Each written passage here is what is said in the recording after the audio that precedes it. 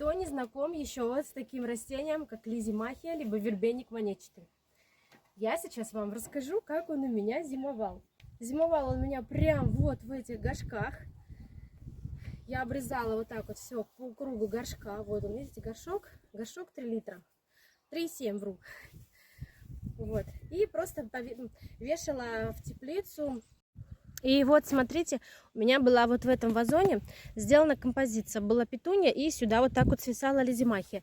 И вот, пожалуйста, она у меня, вот видите, вся пошла. Так что лизимахия может зимовать прекрасно и на улице в горшочке. Вы еще не приобрели лизимахию и не выращиваете ее, я вам настоятельно рекомендую это сделать.